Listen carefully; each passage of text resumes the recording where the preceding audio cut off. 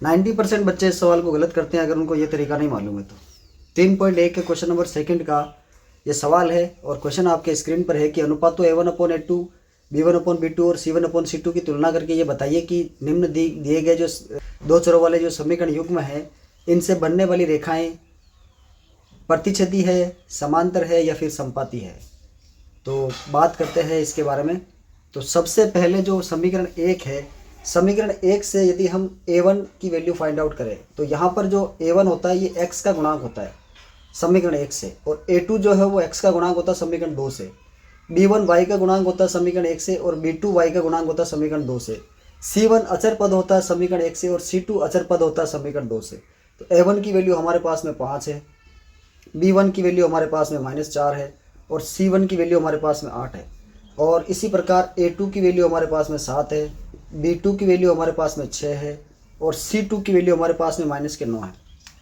अब हमें इन अनुपातों को सभी को इनको अनुपातों के रूप में रख कर के फिर तुलना करनी है कि ये जो है ये किस प्रकार से आते हैं। तो सबसे पहले तो मैं आपको ये इसका कॉन्सेप्ट बता देता हूँ कि इसमें होता क्या है। यदि A1/A2 बराबर नहीं हो B1/B2 के, और अगर नहीं होगा तो फिर C1/C2 भी बराबर नहीं होगा। ऐसी स्थिति में क्या होता है, रेखाओं की जो प्रकृति होती है, रेखाएं ये होती है प्रतिच्छेदी, और प्रतिच्छेदी रेखाएं एक दूसरे को एक बिंदु पर प्रतिच्छेद करती है, तो फिर हल होता है केवल एक हल, और यह समीकरण युग्म संगत कहलाता है। इसी प्रकार से यदि दूसरा पॉइंट है A1/A2 बराबर हो B1/B2 और बराबर हो C1/C2 के, तीनों ही बराबर हो, तो ऐसी स्थिति में रेखाएं होती है समपाती,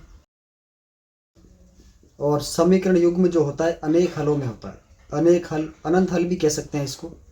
और यहाँ भी जो है संगत होता है, समीकरण युग्म क्या होता है, संगत। और तीसरी स्थिति बनती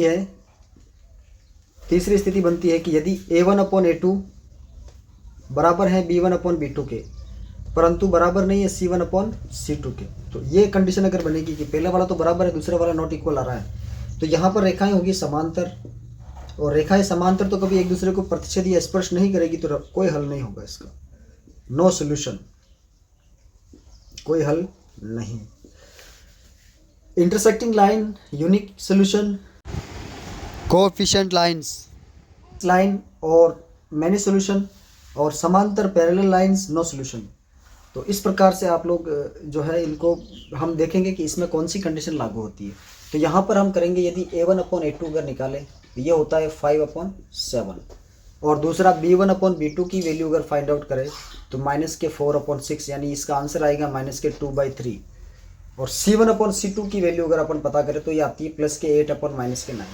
तीनों ही वैल्यू अलग अलग है, तो यहाँ पर ये कंडीशन बनती है, यहाँ पर तीनों ही जो है A1/A2 not equal to B1/B2 and that is also not equal to C1/C2, तीनों ही बराबर नहीं है, इसलिए रेखाएं क्या होगी जी, रेखाएं प्रतिच्छेदी होगी, लाइंस इंटरसेक्टिंग ईच अदर, रेखाएं प्रतिच्छेदी होगी, और इसका जो है सॉल्यूशन होगा यूनिक, यानी एक सॉल्यूशन, तो एक हल, इसका हल होगा एक। और ऐसे समीकरण युग्म क्या होते हैं, संगत होते हैं। ये था हमारा पहला सवाल 3.3 का दूसरे क्वेश्चन का फर्स्ट। अब अपन बात करेंगे इसके सेकंड क्वेश्चन की। सेकंड क्वेश्चन इसका आप देख सकते हैं, समीकरण हमने लिख दिया है, बाकी चीज़ों को हमने ऐसे ही रखा है क्योंकि इनकी वैल्यू जो है यहीं पर पुट कर देंगे अपन, जो होगा वो बाद में इसको चेंज कर देंगे। तो यहाँ पर A1 की वैल्यू हमारे पास में 9 है, B1 की वैल्यू हमारे पास में +3 है, और C1 की वैल्यू हमारे पास में +12, A2 की वैल्यू हमारे पास में 18 प्लस का, B2 की वैल्यू हमारे पास में +6 और C2 की वैल्यू हमारे पास में 24। तो आपको स्पष्ट नज़र आ रहा होगा कि ये जो है किस प्रकार से होगा। तो पहला है हमारे पास में 9/18, तो इसकी वैल्यू आएगी 9 1 ज़ा 9 2 ज़ा 18, 1/2। दूसरा हमारे पास में 3/6, तो इसकी वैल्यू होगी 3 1 ज़ा 3 2 ज़ा 6, ये 1/2। तीसरा हमारे पास में 12/24, तो इसकी भी वैल्यू होगी हमारे पास में 1/2। तो ये जो है तीनों ही सेम आ रहे हैं, तो थ्राइस आर इक्वल्स, तीनों ही बराबर है, क्योंकि A1/A2 बराबर है B1/B2 बराबर है C1/C2। तो दूसरी कंडीशन बनती है, रेखाएं जो है प्रतिच्छेदी की बजाय होगी समपाती, और हल जो है मैनी सोल्यूशन यानी अनेक हल। अनंत हल भी कह सकते हैं, अनेक हल भी कह सकते हैं, मैनी सोल्यूशन भी होता है। अनेक हल और समीकरण युग्म होगा संगत। इस प्रकार से हम सेकंड क्वेश्चन सॉल्व करेंगे। यहाँ आप लोगों को चीज़ें समझ में आई होगी। अब इसका थर्ड और लास्ट क्वेश्चन बचा है, उसको भी हम देख लेते हैं। तीसरा क्वेश्चन आपके इस प्रकार से है, हमने इसी तरीके से रखा है, इसको भी देख लेते हैं। बहुत इजी है। ये A1 की वैल्यू हमारे पास में है 6, A2 की वैल्यू हमारे पास में है, B1 की वैल्यू हमारे पास में -3, C1 की वैल्यू हमारे पास में है +10, A2 की वैल्यू हमारे पास में है 2, B2 की वैल्यू हमारे पास में -1 और C2 की वैल्यू हमारे पास में है +9। अब देखिए इसको कैसे हम अटेम्प्ट करते हैं। A1/A2 6/2, इसकी वैल्यू होगी 3, यानी A1 A2 का मान हमारे पास में आया है 3। B1/B2 ये होगा -3 बाई -1, ये दोनों कट करके इसका आंसर बचेगा +3। और C1 C2 हमारे पास में सीधा सीधा है 10/9, ये नहीं कटेगा, इसका कोई सोल्यूशन नहीं, इसका इस प्रकार से।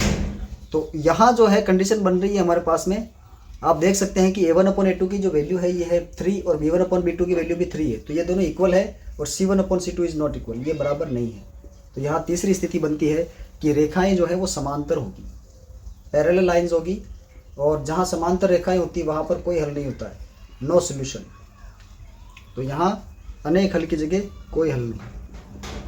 ये 3 क्वेश्चन अपने पहले प्रश्न के हैं जो मैंने आप लोगों को समझाने का प्रयास किया है। उम्मीद करता हूँ कि ये आप लोगों को अच्छी तरह से समझ में आए होंगे।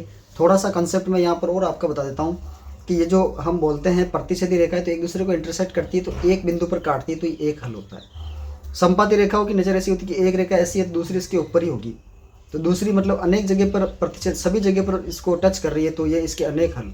और तीसरी कंडीशन बनती है समांतर, तो समांतर के अंदर क्या होता है, दोनों रेखा एक दूसरे को कभी नहीं काटती, तो काटेगी नहीं, तो फिर इसका कोई हल नहीं होगा। इस प्रकार से इस क्वेश्चन को हम अटेम्प्ट करेंगे। अगला प्रश्न भी लगभग ऐसा ही है, तीसरा प्रश्न, क्योंकि यदि हल संभव हो तो संगत होगा और हल नहीं है तो असंगत। तो ये संगत है, ये भी संगत है, इसको बोलेंगे असंगत, क्योंकि यहाँ पर कोई हल नहीं है।